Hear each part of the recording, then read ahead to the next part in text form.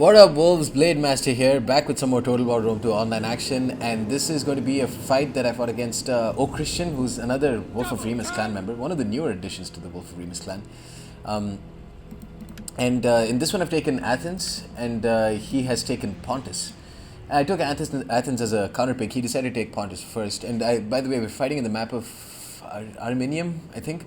Arminium, yeah, and this is, I believe it's north-south. So I took Athens because I thought this would be a pretty decent counter faction, and the reason why I believe that they could be a good counter faction is, well, mainly because they have these really strong hoplites, the picked hoplites, who are basically the second strongest hoplites in the game. I would probably put Royal Spartans over them. But if we're going over that logic, you might think, why didn't I pick Sparta? And one, because Sparta is much more of a clear counterfaction to Pontus, because anyone who picks Pontus would be too afraid of their incredibly good hoplites. But secondly, because Athens also has access to these guys, the mercenary Thracian peltas, and while they might not be the strongest missile unit in terms of melee, they are very good with their missile damage. 41 missile damage combined with a high 8 shots per minute with access to quick reload. And so basically what that entails is, if you can manage to get even a couple of seconds with these guys and manage to attack chariots with them, then those chariots are gone. So we all know that, or we should know by now, that bringing cav and trying to attack chariots with cavalry is no longer a viable option to destroy them. Your opponent can very easily just pull through them, and it just doesn't cause enough casualties for them to make cavalry a cost-effective option to kill them off. So what you're going to have to rely on are basically the holding strength of really good hoplites, combined with the killing power of very strong archers and peltas. And that's the reason why I think Athens is a good enough or a good counterpick to Pontus. Here you can see he's brought a couple of Pontic peltas, and I'm letting loose with 3 of my Cretan archers. I've also brought a couple of mercenary Thracian peltas, as I mentioned. I intercepted these Pontic peltas with citizen cav, and they are starting to rout. They have very good armor, so it makes them very resilient to archer fire, but they do have 40 base morale, which isn't great, so they are susceptible to a charge from cavalry, even though it's a cheap cavalry like citizen cav. Here you can see I've focused fire with my Cretan archers, and although these Pontic peltas are dying pretty quickly, that's from concentrated fire from 3 archers, so I am losing a lot of my ammo. You can see he's brought a couple of mercenary Scythian archers here who are letting loose on my Thorea spears. I brought a total of 4 Thorea spears and only 2 citizen cav, one of whom is routed now. But yeah, I brought a whole bunch of Thorea spears, as well as 1 militia hoplite unit whom I'm only going to use to counter his cav.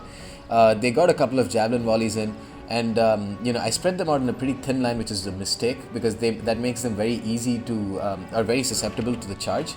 Let's put this in regular motion. So it makes them pretty susceptible to the charge, but they have held off all of these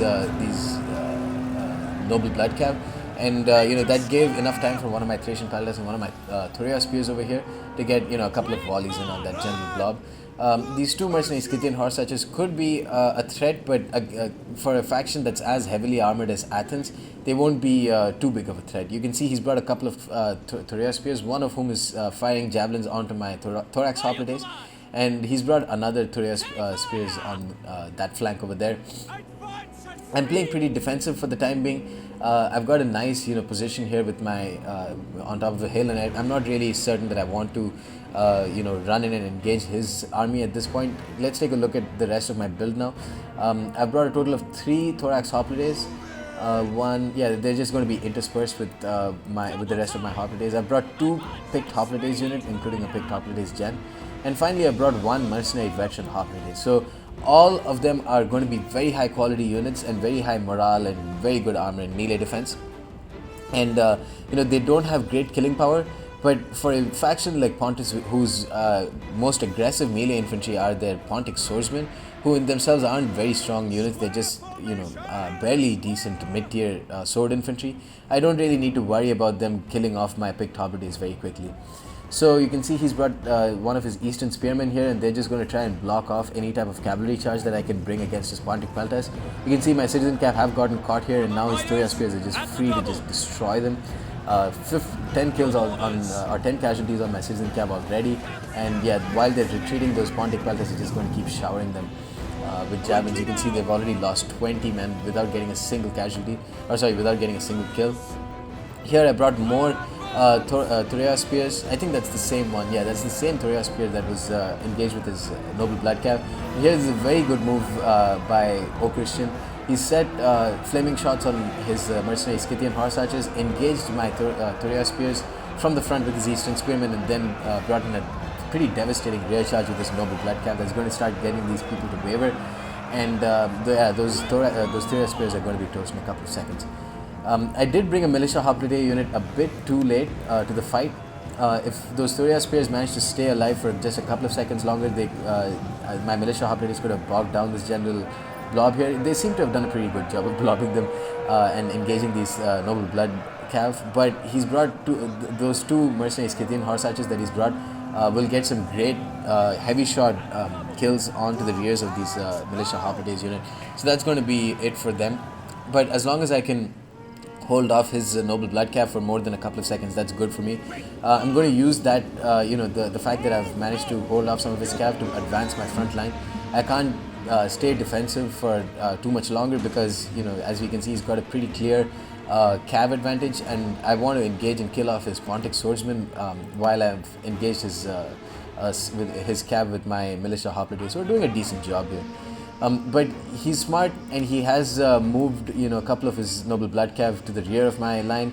So in response to that, I've kept a couple of these Thorea spears here. And all they're going to be doing is, in case there's going to be any potential for rear charges, these guys can, counter that by starting to fire some of their javelins to any cav that decides to rear charge me. We can see that he's brought one side chariot here. He brought a total of 4 noble blood cav, and 3 of whom are over here. One of them is pretty depleted. A couple of them are at full strength, and he's got he's got 3 that are at full strength. He's going to get a pretty sneaky charge in over here. It doesn't look like I'm focused on trying to stop the cavalry threat, and I've moved my citizen cav away. That's so weird. I should have just tried to intercept them. But very, very strong charge here, and great move by O Christian. Using kind of the line of sight advantage that he had to pop in and get a surprise charge in on my mercenary Thracian peltas, and that's going to be pretty devastating for me because mercenary Thracian peltas are basically the units that I'm counting on to kill off his side chariots. Otherwise, I'm going to have to rely on the fact that these side chariots will somehow get bogged down by the front of my hoplite wall. And if they manage to get rear charges onto my picked hoplites and my thorax hoplites, granted they won't get a ton of kills because these are very strong units that we are talking about, but they will be able to shatter at least 1 or 2 of those units. So his noble blood cav are at half strength now because he decided to pull through my Thracian peltas and decided to attack my Cretan archers. Very smart move here. But I have engaged with his citizen with my citizen cav, and now these Thracian peltas will get enough time to just shower just a couple of javelins on them, and you can see they're starting to drop very quickly. Here his noble blood cav have engaged one of my mercenary Thracian peltas. Again, I haven't played very well with my Thracian peltas over here, but I've put my Thorea spears into square formation at basically the right time because I was anticipating him to charge in with his chariots. So that's going to increase their bracing by a whole lot, and as long as I can bog those chariots down by a bit, that's going to cause HP damage for every second that they're not being able to pull through. But now he's gotten into my skirmish line, and meanwhile my hoplite line has engaged with his sword line. So now that I've brought one mercenary veteran hoplite over here, and I just set an attack order on those chariots in a pretty desperate bid to try and stop them. Immediately I've put hoplite wall so that they can increase their bracing, and since these units are so heavily armored, you can see they have 105 armor. If you can pop a hoplite wall on them like I did over here, that's going to give a bit of trouble for these side chariots to try and pull through them. You can see this one side chariot is starting to get bogged down, but the rest have managed to escape, and they're going to start charging into the rears of my thorax hoplite line here, and that's going to be pretty devastating for those thorax hoplites. You can see the kills are holy shit, 40 units just down there. But yeah, now these Thracian peltas should be able to get some decent shots, and I've popped quick reload here. You can see they've gone all the way up to 11 shots per minute. have these, yeah, you can see a couple of casualties on those side chariots already. They have got an experience chevron because they managed to get kills on some really expensive units. But now I don't have any citizen cap to try and bog them down, and now he's going to just gangbang me with his Pontic Royal Cav Gen and his side chariots on one of my Thuria spears. So these guys are going to start losing them really quickly. But I have put them on square formation, which is a very useful ability for these Thuria hoplites. These thorax Thuria spears to have. And meanwhile, while they have bogged down this one Thuria spears unit, the other one is just going to get shots off. And meanwhile, I am laying waste to his Pontic swordsman line. I've put my units on hoplite wall.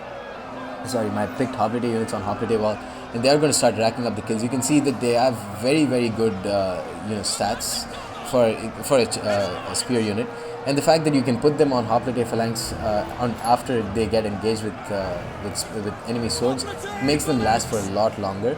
And these Pontic Royal Cav have done really well, and he has gotten a rear charge on my hoplite line, but these are very strong units that we're talking about. You can see Thorax hoplites have 65 base morale, picked hoplites have 75 base morale, so some of the highest morale stats that you can get in the game. So that's going to help them last for a long time and make them very resilient to rear charges, even though it's from a very strong unit like the Pontic Royal Cav. Here he's just concentrating on destroying my Thuria spears, which is a smart move on his part, because if he leaves them alone, I can get javelin volleys on his side chariots, which will be pretty devastating to them. But what he should have done is try and alternate between my hoplite line and my Thuria spear line. But here you can see it's given me enough time to just set my mercenary veteran hoplites on hoplite phalanx and just try and face up against his side chariots, and that's going to be pretty devastating to the side chariots. You can see they're going to it's going to be like them trying to pass through like caramel or something. They're so heavy once they get into hoplite phalanx that it's going to take a lot of time for these side chariots to pass through them. You can see they've got 260 kills, and the rest of his side chariots are, they have managed to pull through, and they are attacking my picked hoplites.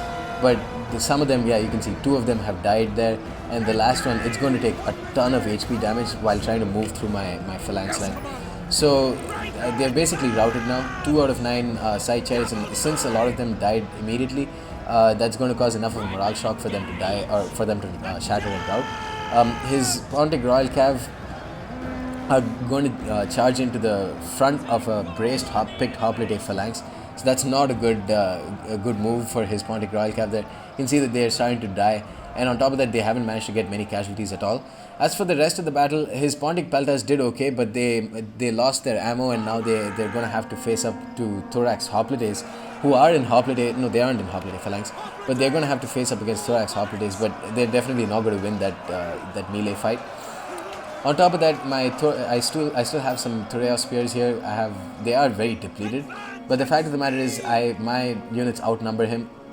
The fact that I managed to bring some such good hoplites with such great melee stats and armor meant that, no matter, unless his chariots got like 300 to 400 kills, he wouldn't have been able to win the game. And he managed to get 240 kills, but the fact of the matter is, I brought so many infantry units that my numbers just played a huge part in this game.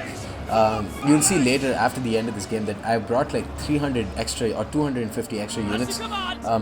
So my line or my army comprised of like 2,220, something like that, whereas his army comprised of like 1,800. So out of this 2,200 whatever units that I brought, not a single one had less than 40 base morale. So all of them had really high base morale.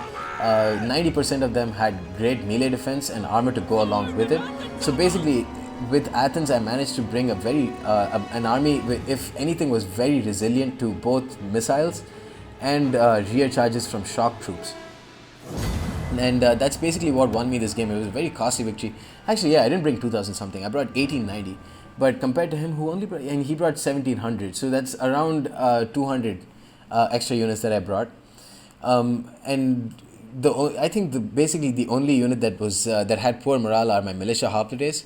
But other than them, citizen cav have decent morale, like 50. Mercenary veteran hoplites have amazing morale. Like, it's something like 65, I'd say. No, they definitely have more than thorax hoplites, who have 65 themselves.